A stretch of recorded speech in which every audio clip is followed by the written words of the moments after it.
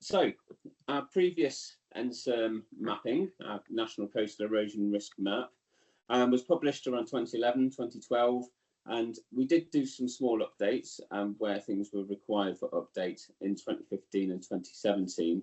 But as Nick mentioned, we then undertook this large update over the last few years. And the aims for that new product were really to ensure that the new information provides an up-to-date picture of coastal erosion risk, which includes those climate change impacts that Nick's alluded to. And it also provides a more comprehensive assessment of property types with more information and detail that we've now got on those. As with the previous NSERM products, we expect that new data to be used by coastal practitioners managing that coastline, but also local planning authorities preparing local plans and helping to inform the creation and updates to coastal change management areas. Of course, the public are another audience that we wish to be able to see the data, and lots of other stakeholders through many organisations to help inform their work as well. Nick's mentioned also, of course, making it more accessible on the SMP Explorer, and I'll obviously show you that in a few moments. This is just an example of what we did have and then what we've moved to. So on the left-hand side, the previous GIS on-screen mapping, just showing a single line along the coast and a large table of data and words, often a little bit difficult to understand. And we've moved over to a more intuitive mapping, which has got lots of more supported data. Don't worry about the detail on the slide, because hopefully my demonstration will give you a lot more insight into that. I just wanted to go over some of the key improvements that we have made. Nick's touched on some of these, so I won't dwell too long. One of the key drivers was to ensure we're using all of the data, the best available that we can find and use at that national scale, and also improve the methods that we employ to try to see how that future erosion risk may map out. Nick's mentioned the National Coastal Monitoring Programme. That data has been invaluable in supporting that. So please do support the collection and use of that data wherever you can, because it's such a great resource for us all. We are using the UK Climate Projections 2018 from the Met Office, in particular their sea level rise data, alongside new research and development into how that impacts accelerating the erosion, and also how it impacts upon our coastal defences. We have not included increases in climate change due to rainfall, or rather increases to rainfall due to climate change, and the impacts that has on groundwater and coastal landslides. That was too complex and difficult to do with any certainty at a national scale. The NSERM2 projections use the new detail from the Shoreline Management Plan Refresh project that Nick mentioned. So all of the detail available to us has been brought into the new predictions. The outputs for the work are a set of polygons, so areas shaded in on a map of risk locations. I will pop onto the next slide for you. There's a few important principles that have been long-standing for NSERM, still do continue, and some improvements as well. We've done lots of work with local authorities around the country through the NSERM2 project to make sure that we've brought in as much local data and as much local critique of that information as we can. But of course, it is a national product, so it doesn't go into all the minute detail and detailed analysis that one could do for a particular development site or a particular cliff. It does have to have some generalisations, so that's important to know. And as Nick mentioned previously, it doesn't show the future position of the coastline. That's a really important aspect to get across. What it does is it provides an indication of zones where erosion risk may occur over the timescales and the scenarios that we've shown. Also, there is residual risk. Now, by that, we mean risk that remains behind our coastal defences. And there's another limitation of our modelling here. We've not been able to represent currently that risk that sits behind coastal defences That risk may be from rainfall, washing slopes down, and the impacts of groundwater and instability on those geological features. But because they're behind a coastal defence, currently our modelling shows them as not being impacted. But we have put messages onto our SMP Explorer to explain that even when defended, there still could be some residual risk. Around the coast, you will see that there are gaps in the erosion data. These are intentional. They're not just bits that we forgot to do.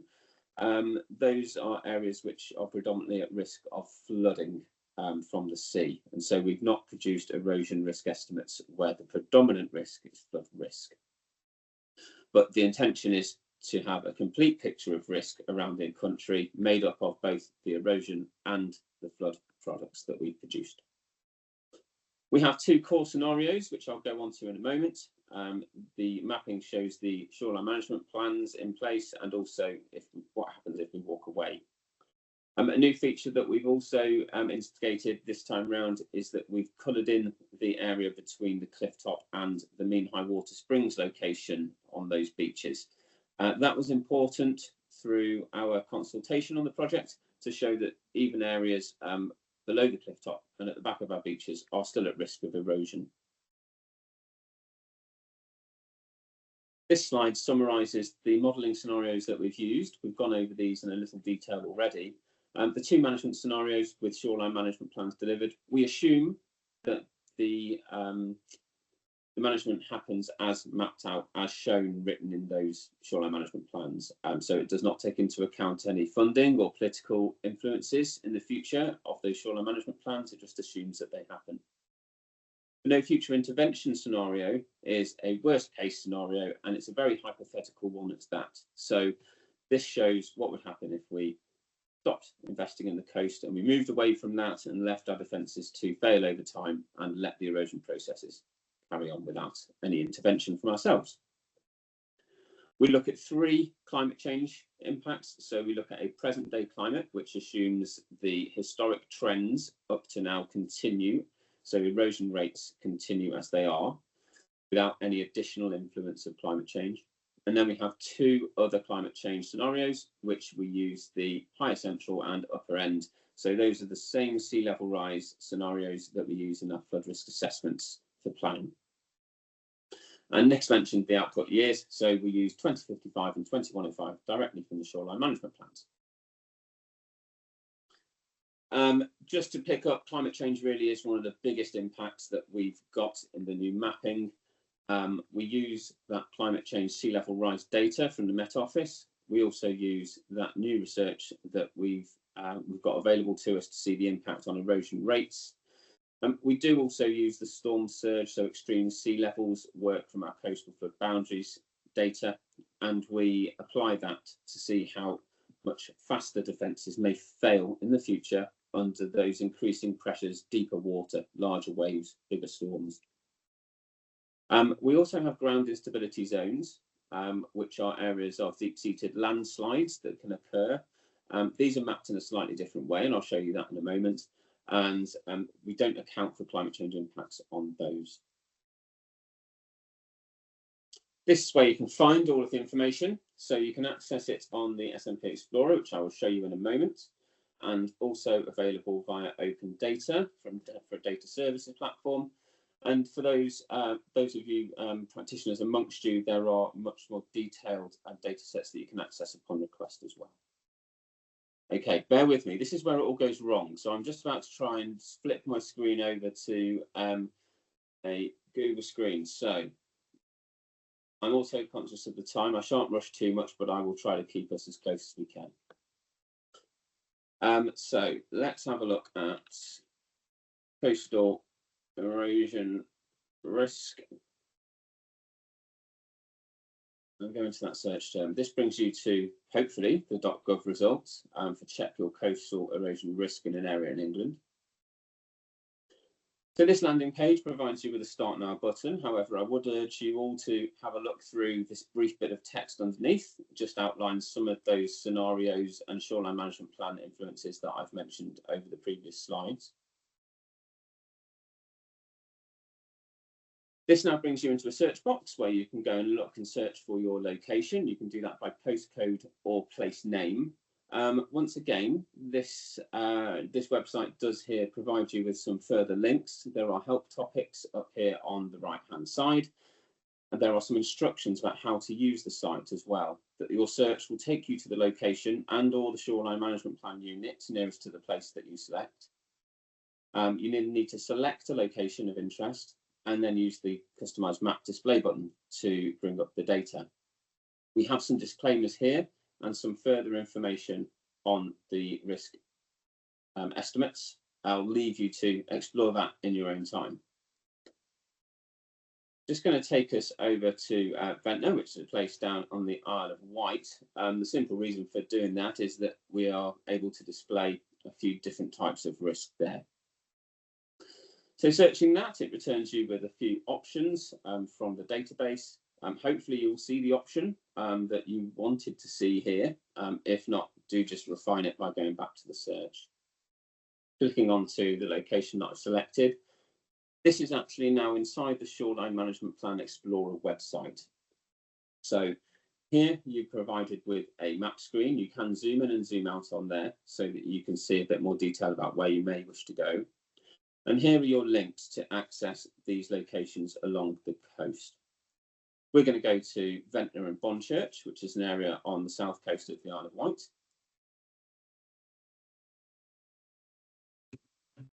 This brings you further into the detail for the coastal management in that location.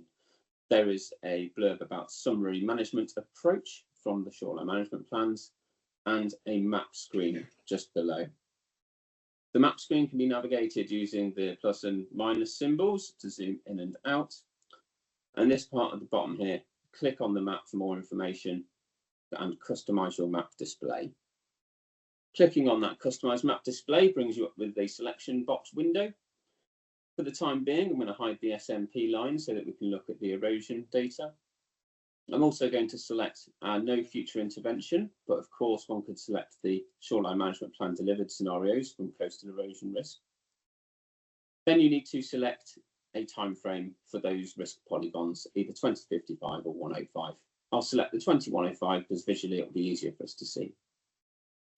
Must click Save and Close. And as you can see, the erosion risk zones are then placed upon the map for you to view. Clicking onto the map provides you with further detail as highlighted here at the bottom of the screen. We click onto the map and use the link that pops up. It will bring us into a more detailed window to show the particular risk for that location. We provide some additional information here on this screen about what you're actually seeing and looking at. And then below the map, we provide a table of data to show the predicted erosion risk extents in meters for each of the climate change scenarios in the table and each of the management scenarios in the titles for that table. You'll also notice here we have a legend. So putting that on shows you what we're actually looking at. These three top ones are our erosion data sitting underneath here. But you can also see these hash lines. And in particular, in this location, those hash lines indicate these areas of potential ground instability, which are quite extensive on the Isle of Wight, for example. Again, if you wish to find out more information about those, you can click onto them and click the link, and that will take you to a more detailed page which provides some information around that particular location and some supporting information as well below the map screen in terms of what information you're looking at and how we've created it. So that was very much a whistle-stop tour of the SMP Explorer and erosion data. I should just mention that the links at the top of the page here can take you back to the Shoreline Management Plan front page, straight back to your Explore Erosion Risk search page, and also a link here for the DEFRA Data Services platform, which is where you can go to download any of the information that you're seeing or interested in.